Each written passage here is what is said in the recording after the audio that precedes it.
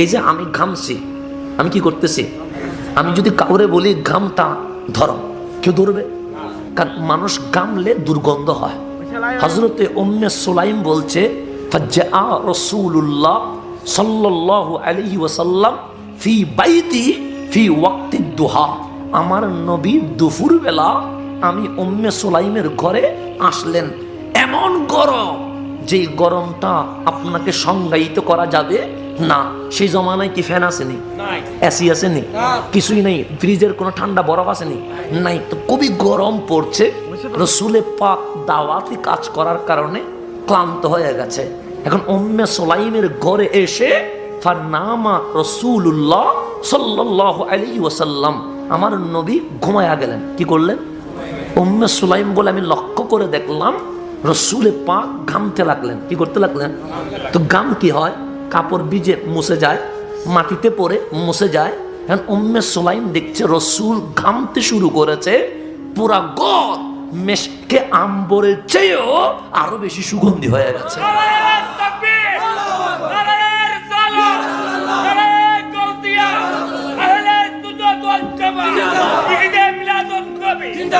রসুল ঘামছে, ঘর পুরা কি হয়ে গেছে?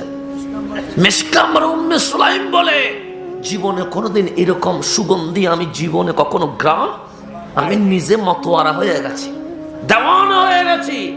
এখন আমি ভাবলাম রসুল যে ঘামছে, রসুলের ঘাম তো বিছানায় মিশে যাবে, কাপড়ের মধ্যে শুকিয়ে যাবে। এই ঘাম শুকাতে দেওয়া যাবে না, বিছানায় পড়তে দেওয়া যাবে না। উম্মে সুলাইম ঘর থেকে একটা শিশি বোতল নিয়ে আসলেন, এনে আমার নবীর ঘাম মোবারক মুছে মুছে বোতলের মধ্যে নিতে লাগলেন। কারো গাম কেউ বোতলে নিবেনি, জীবনে কোনোদিন নিবেনি। কিন্তু উম্মে সুলাইম নবীর গাম কোথায় নিচ্ছে? শিশিতে। তা আপনি যদি বারবার আমার শরীরে হাত লাগান, আমার ঘুম ভেঙে যাবে। তো রসুলের ঘুম ভেঙে গেলেন, চোখ খুলে দেখলেন উম্মে সুলাইম রসুলের ঘাম মোবারক শিশিতে নিচ্ছে। কোথায়? আমার রসুল আশ্চর্য হয়ে ওনার দিকে তাকিয়ে রইলেন।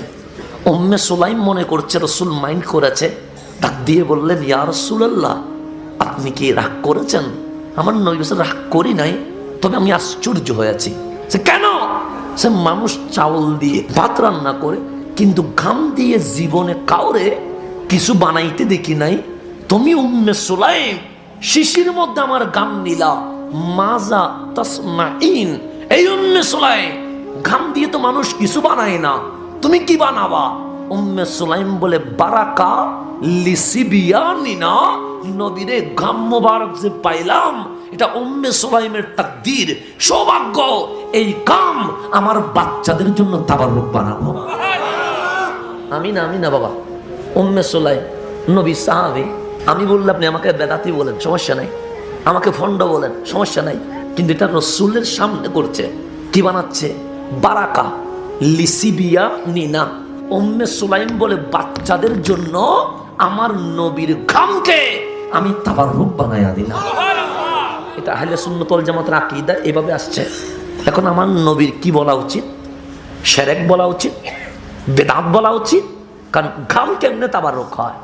আমার নবী বেদাতও বলে নাই, শিরকও বলে নাই, বললেন আসাবতি উম্মে সুলাইম, একদম সঠিক কাজটাই তুমি করেছ। তাহলে সাহাবীদের সাথে আমাদের আকীদা মিলেনি।